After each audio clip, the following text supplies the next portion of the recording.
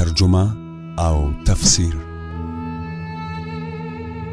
وړاندې کوونکی مفتی عبدالاحد خاکسار.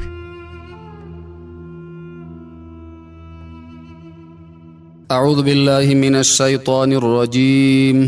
بسم الله الرحمن الرحیم. د شمشاد رادیو اوریدونکو السلام علیکم ورحمت الله وبرکاته.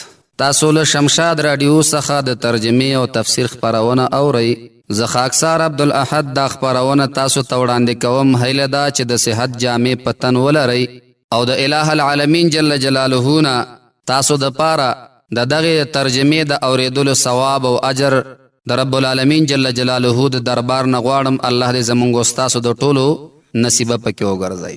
اوس راځو دې خبرې ته چې د قرآن عظیم الشان د تفسیر ضرورت مونږ تاسو ته ولې دی چې د قرآن عظیم الشان د تفسیر د پاره منګه مهنت کوو او خواري کوو او دا یادو.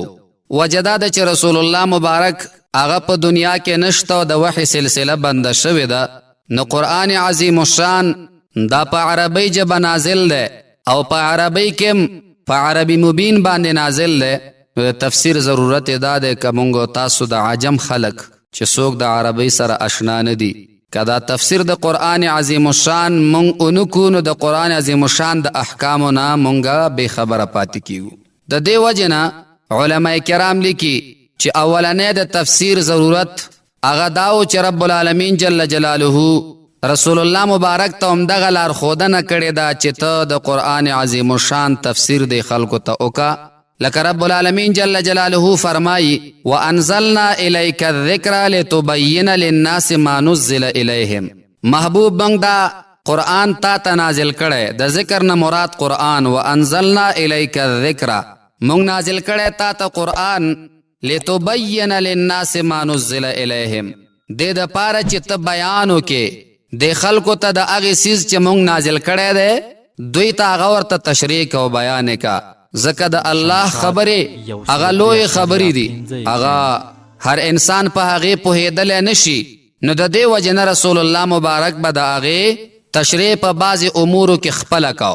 په دې صحابه کرامو کې اگر که صحابه کرام عرب وو ولیکن د قرآن عظیم الشان په تفسیر او معنا باندې ټول نه پوهېدل. وروسته به راشي انشاءالله چې ډېری صحابه کرام راغلي دي او هغوی پوښتنه د رسول الله مبارک نه کړې ده د دې آیت او د دغې حکم مطلب څه دی. نو که یوازې په دې باندې پوهېدل وای چې په عربۍ ژبه هغوی پوهېدل نو بیا د رسول الله مبارک نه پوښتنه ولې کوله. معلومیږي دا چې قرآن عظیم الشان دا عظیم کتاب دی، هر انسان په دې باندې پوهېدلی نشي تر څو چې د وحی د علم او د هغې نه معلومات راوانخلي انسان پې پوهېدلی نشي. بیا د هغې پسې نبی پاک صلی الله علیه وسلم مبارک صحابه کرام به په دې باندې پوهول. نو د دې وجې نه مونږ تاسو تم ضرورت هغه د تفسیر راغی. علماء کرام لیکي تفسیر په لغت کې پرانستلو ته وایي. یو سیز پرانستل یو سیز غوټوي نو دننه پې څوک پوهېږي نه، کله چې د کلاو که هغه نه بعد معلومیږي چې دننه پکې څه دي. نو د قرآن عظیم الشان تفسیر هم دغسې دی. د قرآن آیتونه مغلق دي، د قرآن احکام هغه پټ دی په قرآن عظیم الشان کې، هر انسان پې پوهېدلی نشي ما سوا د دی نه چې تر څو پورې د هغې تفسیر ونشي او د هغې په تفسیر باندې انسان ځان پوه نه کړي تر هغې پورې پوهېدل پې لږ مشکل دی. او په اصطلاح کې تفسیر علماء کرام فرمایي علم د قرآن ته وایي چې د قرآن معانی پکې بیانولی شي او د هغې احکام او حکمتونه پکې واضحه کولی شي، دې ته تفسیر وای. نو اوس به تاسو خپله معنا اغستی چې ضرورت د تفسیر شته که نشته. ضرورت د تفسیر ولې نشته؟ که دا نوي په قرآن باندې پوهه پاتې کیږي هېڅ څوک هم بیا داسې نه وي چې د قرآن عظیم الشان په احکامو باندې پوه شي. وروسته به ځای په ځای بیا زه انشاءالله اشارې ورته کوم چې دغه ځای کې صحابه کرامو داسې پوښتنې کړې وې. نو ولې کړې وې؟ هغوی خو عربو. معلومیږي دا چې قرآن عظیم الشان د الله کتاب دی، په دې هر انسان او هر کجابودي په دې باندې پوهېدلی نشي. بیا د تفسیر قرآن عظیم الشان د پاره څه مراتب علماء کرامو ذکر کړي. باید چې مونږ تاسو هغه وپېژنو چې تفسیر به د څه نه کوو. اولنۍ مرتبه د تفسیر القرآن چې ده نو هغه تفسیر القرآن بالقرآن دی. دویم تفسیر القرآن بالحدیث ده. دریم تفسیر القرآن باقوال الصحابة والتابعین او سلورم تفسیر القرآن باقوال السلف و اصحاب اللغة. دغه سلور مشهور دي، نور هم شتا، خدا سلور مشهور دي باید چې د قرآن تفسیر دغه سلورو مراتبو کې وشي. اوس په دې خبره کو چې ځان په پوي کو، اولنۍ مرتبه هغه تفسیر القرآن بالقرآن ده، لکه د قرآن تفسیر په قرآن باندې کول. څه مطلب؟ د قرآن تفسیر په قرآن باندې کول داسې یو ځای کې قرآن عظیم الشان یو لفظ مبهم ویلی دی، ګونګ دی، انسان پې پوهیږي نه، بل ځای کې قرآن عظیم الشان خپله د هغې تشریح کوي، خپله بیانوي. نو دغې ته تفسیر القرآن بالقرآن وی. مثالونه قرآن عظیم الشان کې ډیر دي، خو زه یو مثال پیش کم دې دپاره چې زمونږ د ګرانو اوریدونکو په دې باندې فهم راشي او پوه شي. مونږ تاسو سورة فاتحه په هر مانځه کې وایو، په هغې کې یو آیت راځي اهدنا الصراط المستقیم. معنا یې ده اوښایه مونږ ته لاره المستقیم، برابره، هغه سیده لاره مونږ ته اوښایه یا الله چې کوم تا ته خوښه ده. صراط الذین انعمت علیهم، لار د هغې کسانو چې تا پې انعام کړی. نو ضرور ده الله چې په چا انعام کړی خو هغې په سمه لار رواني، ځکه پې الله انعام کړی. اوس دلته قرآن عظیم الشان نور مخکې ساکت دی، چپ دی دلته. اوس دا خبره دلته همداسې ګونګه پاتې کیږي چې هغه کسان چې منعم علیهم دی الله تعالی په انعام کړی، دا څوک دي؟ اوس د دې معلومول دا ضرور دی، ځکه موږ مخکې سوال وکړو چې یا الله موږ ته لاره برابره وښیه، او اوس پکې موږ تاسو دا معلومول غواړو چې دغه لاره باندې چې خلک روان دي سیده، دا څوک دي؟ هغه خلک چې الله په انعام کړی. نو بل ځای کې قرآن عظیم الشان دمدقې ټکي خپله تشریح کوي. بل ځای کې وایي اولئک الذین انعم الله علیهم من النبیین والصدیقین والشهداء والصالحین وحسن اولئک رفیقا. دلته قرآن عظیم الشان د هغې ځي تفصیل وکړو چې مونږ په انعام کړی. نو دا انعام چې په الله کړی دا کم خلک دي؟ من النبیین، یو پیغمبران دي، والصدیقین، رښتیا ویونکي خلک دي، والشهدا، شهیدان دي، والصالحین، او عام نیکان ابرار خلق دي چې هغه دغه څلور کسان قرآن ذکر کړه چې دې باندې مونږ انعام کړی. نو اوس راته معلومه شوله چې هغه خلق الله په انعام کړی، هغه دغه خلق دي چې پیغمبران دي، او صدیقین رښتیا ویونکي خلق دي، او شهدا دي، او صالحین دي. دغه خلق الله تعالی په دې انعام کړی. نو وګورئ قرآن یو ځای کې خبره مبهمه وکړه، اجمال یې پکې وکړه، دلته تفصیل وکړه د دې دپاره چې مونږ تاسو په دې باندې پوه شو. نو دا یو اشاره مونږ ته دا هم راکوي قرآن عظیم الشان چې تاسو د قرآن عظیم الشان په تفسیر او په تشریح باندې ځان پوه کوئ.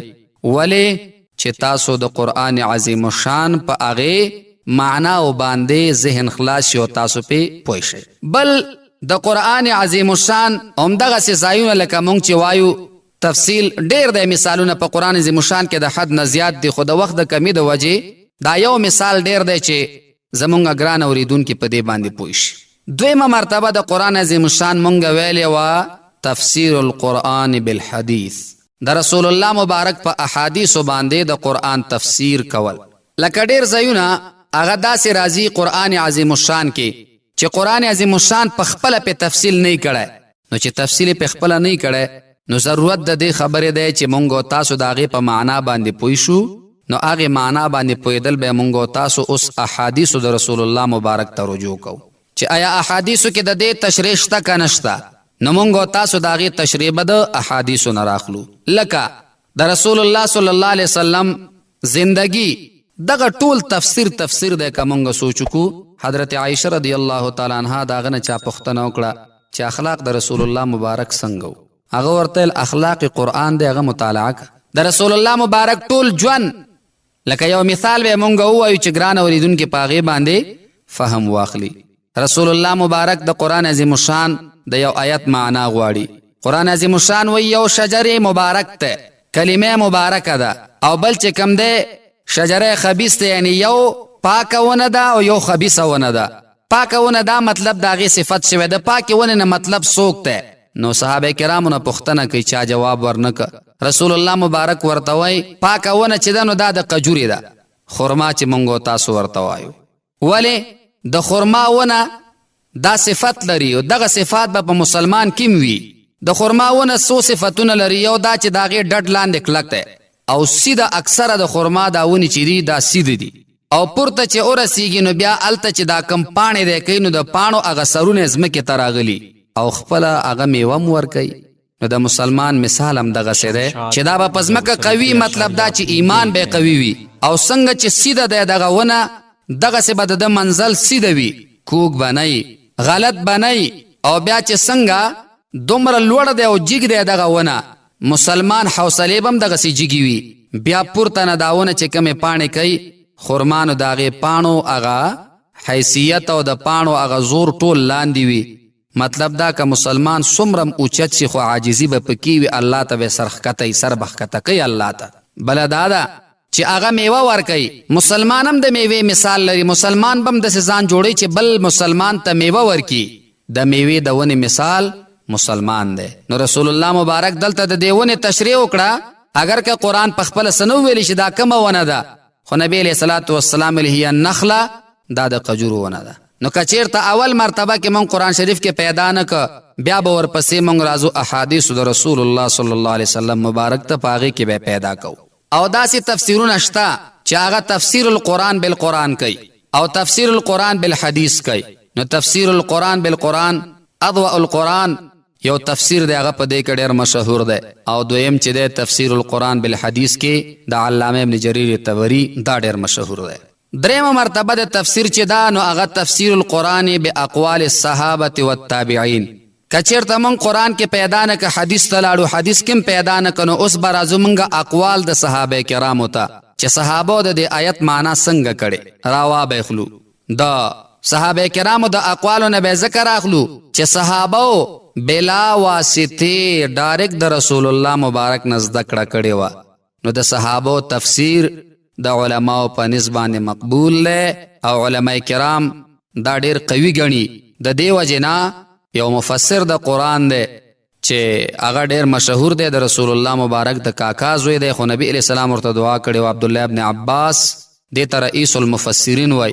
د اقوال علماء کرام ډېر پیش کوي. په قرآن کې الله ورته ډېر لوی مهارت ورکړی. صحابه کرام ټول پاک خلکو، خو لیکن د قرآن ماهرین پکې څو کسانو. داسې نه چې ټول په ټوله د قرآن عظیم شان ماهرین، نه مجتهدین پکې څو کسانو، فقها پکې څو کسانو، حفاظ د احادیثو د رسول الله مبارک هغه څو کسانو. ټول په ټوله نه و، پاک خلک ټولو، نیکان ټولو، ولیکن د علم درجه کې فرقو د چا زیات او د چا کم.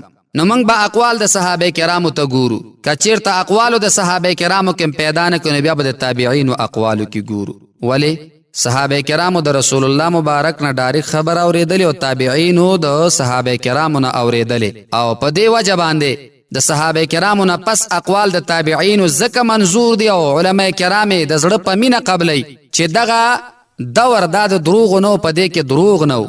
د دې وجې نه دا چې کوم ائمه کرام دي، امام ابو حنیفه رحمت الله علیه تابعی دی، امام مالک رحمت الله علیه تابعی دی.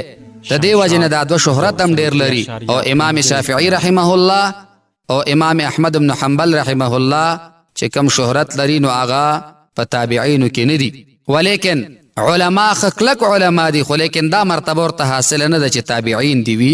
تابعین نه دي او علما دي، فقها دي، مجتهدین دي.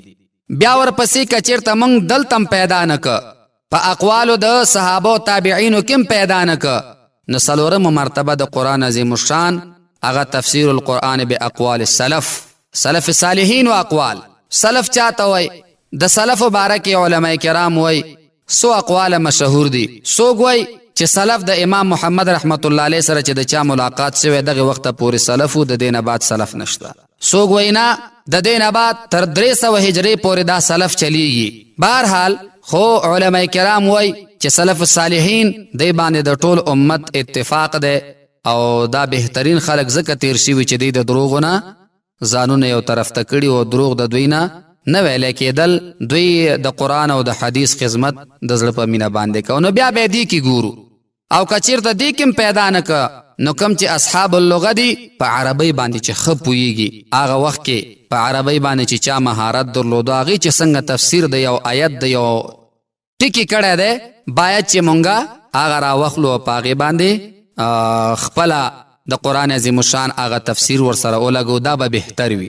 د دینه بعد چې کوم دا وروسته راغلي اقوال دي نو دې کې به مونږ ګورو که چیرته دغه اقوال د صحابو د دغه څلور مراتبو د تفسیر سره ټکر نه درلوده خو صحیح ده هغې ته استنباطات وایي. استنباط به یو سړي د قرآن نه کړی الله تعالی به ورته فهم ډېر ورکړی نو که داسې مسلې راویستلې وي او داسې معنا وکړي چې هغه د دوی سره په ټکر کې نه وي نو خبره ده منظوره ده.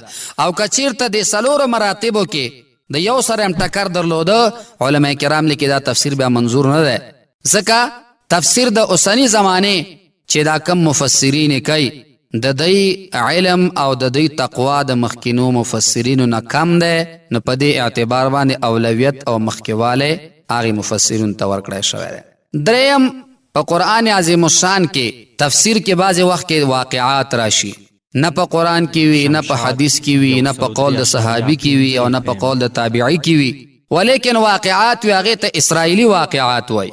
اسرائیلي واقعات هغې روایتون ته وایي چې قرآن او حدیث ته نه خاموشه پاتې وي یا نور شرعي دلایل ته نه خاموش وي لکه احکام د تورات شو یا واقعات د تورات شو. رسول الله مبارک هغه نه چا پوښتنه وکړه چې موږ اسرائیلي واقعات نقل کولی شو که نه رسول الله مبارک ورته ویل په دې کې چپ اوسئ مې رد کوئ او مې تایید کوئ ولې کیدای شي کومه واقعه رښتیا وي نو که ته رد وکړې به ختم کې ګناهګار بشي او اکثره پکې دروغي نو که ته د هر یو خبرې تایید کړې نو کیدای شي د دروغو تایید وکړې نو دروغجن تایید چې څوک کوي خو ګناهګارېږي په دې باندې. بیا علما کرام کې په دې کې بحث کوي چې آیا دا واقعات اوس نقل کول څنګه دي نو مقدمه د ابن کثیر کې علامه ابن کثیر رحمه الله فرمایي چې په نقل کولو کې څه مسله خو نشته خو لیکن فایده هم پکې نشته هیڅ فایده پکې نشته ځکه چې حجت شرعي نه ده نو چې حجت شرعي نشو نو باید چې د دینه بیا سړی ځان وساتي او ځان چې کم ده د دین یو طرف ته کې ځکه یو څیز کې چې فایده نه نو امکان شته چې بعضې وخت کې سړی په ګناه کې واقع شي. موږ تاسو ډېر داسې واقعات اورو چې هغه په سلیمان علیه السلام باندې افترا کړې ده چا په فرښتو باندې افترا کړې ده چا په رسول الله مبارک باندې کړې ده نو هغه به انشاءالله تفسیر کې بیا موږ وایو او حقیقت به ښکاره کوو چې دا خبره تر کوم ځای پورې رښتیا ده. نو دغسې واقعاتو ته اسرائیلي واقعات وایي او د قرآن عظیم الشان نزول هغه د داسې څیزونو نه پاک دی. قرآن داسې یو محترم کتاب دی عزتمندو چې د ضرورت مطابق دا راغلی دی صورتن هم راغلی یو صورت هم مکمل نازل شوی دی لکه ابن کثیر رحمه الله ذکر کړي سوره انعام مکمل نازل شوی څومره غټ صورت دی ولیکن مکمل نازل دی او دا ټوټه هم نازل شوی دی لکه یو آیت راغلی یا د آیت ټوټه راغلی ده لکه سوره النساء کې یو ټوټه د آیت دی آیت نه دی مکمل غیر اولی الضرر دغه ټکی یو ټوټه نازل شوی دی. نو قرآن عظیم الشان دومره په احتیاط سره نزول شوی دی نو تفسیر به هم په احتیاط کوي.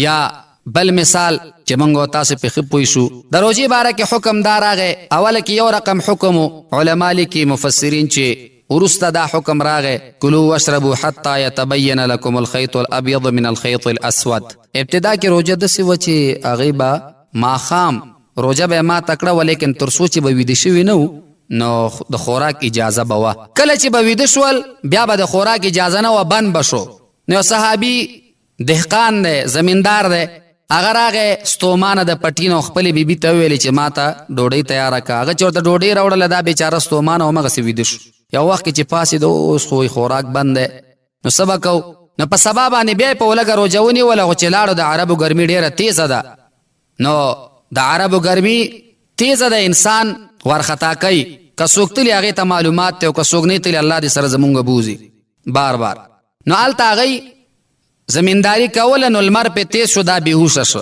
چې بېهوشه شو نو حکم بدل شو کلوا واشربوا حتی یتبین لکم الخیط الابیض من الخیط الاسود. آیت د سر نه داسې دی احل لکم لیلة الصیام تاسو ته روژه د شپې چې دا هغه حلال دی چې تاسو پکې څه کوئ حلال کارونه درته ټول حلال دی خوراک کوئ او که مثال په طور خوب کوئ یا د خپل بیبي نه فایده اخلئ سکئ خورئ دا ستاسو ته اجازه ده تر هغې وخته پورې چې تور تار د سپین تار نه جدا شي. حکم اسانه شو. یو صحابي هغه ځان سره سوچ وکړو چې ښه دا سپین تار د تور تار نه جدا شي نو دوه تارونه سپین واغسته سپین او تور د خپلو کې تاو راتاو کړو د بالښت لاندې کېښوده نو چې کېښوده سات پس بالغ جګی چې دا تور تار به د سپین نه جدا کیږي سبای وخت خو لیکن دا تور تار د سپین نه جدا نشو سبای راغی رسول الله مبارک ته سپین تار او تور تارونه راوړ قربان دی ته وګوري دا خو جدا کیږي نو قران وچ جدا کیږي با رسول الله مبارک ورته مسکاش ورته وای خستا دون غټ بالغ تو چې دا اعلان دی کړو دینه اصل کې دا مراد نه ده دینه اصل کې اسمان کې دا تور تار د سپین تار نه جدا شي یعنی سبای وخت داخل شي د شپې وخت لاړ شي او د سبای وخت داخل شي نو بیا دغه یو ټکی راغی چې یتبین لکم الخیط الابیض من الخیط الاسود دیزی پر راغلی من الفجر دغه ټکی بیا راغی نو قرآن ټوټه ټوټه راغلی دی او کمونږ تاسو دغه ځایونو ته وګورو نو یو کلمه راغلی ده نو د قرآن نزول په احتیاط شوی نو تفسیر کې به احتیاط کو بالخصوص زمونږ استاد په دې معاشره کې متاسفانه چې بعض تفسیر د قرآن داسې خلق کوي چې هغه بیخي لا علم وي صرف یو دوه ټکي عربي یاد کړی او د قرآن عظیم شان تفسیر کوي نو داسې خلق په ځای د دې چې فایدې ته ورسیږي نو د اکثر نقصاناتو کې واقع کیږي ولې د قرآن په احکاماتو نه پوهیږي او بیا لویه بدبختی دا ده چې سره د دې چې دی په عربي دومره پوهیږي نه په غټو مفسرینو ردونه کوي د خرابۍ ځای دغه دی چې سره د دومره کم علم یو انسان را پاسی او پر رسول الله صلی الله علیه وسلم دور ته نږدې صحابه کرام یا تابعین هغه مفسرینو باندې بیا د ردونه کوي نو دا د کم فهمی دا عقل پورا نه ده هغه صحابه کرامو چې کم تفسیر کړي په خپل د یو انسان په دې گریوان کې سرخ کته کی ګرانو اوریدونکو په خپل گریوان کې هر سړی سرخ کته کی چې آیا زمونږ علم بداغوی علم ته ورسی زمونږ تقوا بداغوی تقوا ته ورسی زمونږ فهم بداغوی فهم ته ورسی اچرینا هیڅ چیرې نه داسې کېدلی نشي چې داسې وشي نو چې نشي کېدلی باید چې د دینا ځان اوساتلی شي که یو سړی تفسیر دی دپاره ګوري چې ځان پې پوه کم نو بهتره دا ده چې یو عالم سره شروع کا د یو عالم نه په دې باندې معلومات واخله د یو عالم نه په دې باندې ځان پوه کا نو دا به بهترینه خبره او که ځان نه یو سړی د قرآن عظیم شان تفسیر کوي ګوري د دې داسې مثال دی چې ګران اورېدونکي پې نور هم پوه شي مثال یې داسې دی لکه یو موټر دی او د هغې یو ډریور دی یو کلنډر دی ډریور موټر ته ناست دی او کلنډر ورته وایي چې استاد محترم ډېر وخته پورې دا موټر تا وزغله بس دی په دې یخ کې زه ولاړ یم اوس به ورته زه کښېنم او حالن کې دې کلنډر ته طریقه یاده نه او دی کښېني ورته نو په ځای د دې چې دا سورلی یا دغه ناست کسان ځای ته ورسوي نو د هغې په ځای به د مرګ خولې ته نږدې کړي ولې دی د خپل استاز قدر تجربه نه لري نو چې تجربه نه لري نو عن قریبه ده چې دا نږدې خلک به هلاک کي دغسې قرآن عظیم الشان داسې د خطر ځایونه لري چې په هغې کې به ګوتې نه وهې نو مفسرینو هغه ډېر په ساده او داسې الفاظو باندې هغه حل کړي چې احتیاط پکې ډېر زیات دی نو د دې وجې نه هغه ورونه چې د قرآن عظیم الشان د تفسیر سره مینه لري ښه خبره دا ده وکئ تفسیر د قرآن عظیم الشان دا د هر مسلمان حق دی چې په قرآن باندې پوه شي خو د یو عالم سره کښېنئ د یو عالم نه ترجمه وکئ عالم به هم پې باندې پوه کي داسې ځایونه به راشي په قرآن عظیم الشان کې زه به بیا وایم چې وګورئ دلته د مفسرینو اقوالو ته څومره ضرورت دی انشاءالله یو به بیا پیش کوو دې دپاره چې زموږ ګران اورېدونکي په دې باندې پوه شي او په دې باندې هغوی خپل ځان دپاره د نجات څه ذریعه وګوري رب العالمین جل جلاله دې وکړي چې دغه بیان څومره موږ وکړو چې دا ستاسو د زده کړې او د خوښۍ وړ وګرځي واقول قولي هذا استغفر الله لي ولکم ولسائر المسلمین تر راتلونکي خپرونه پورې د الله په امان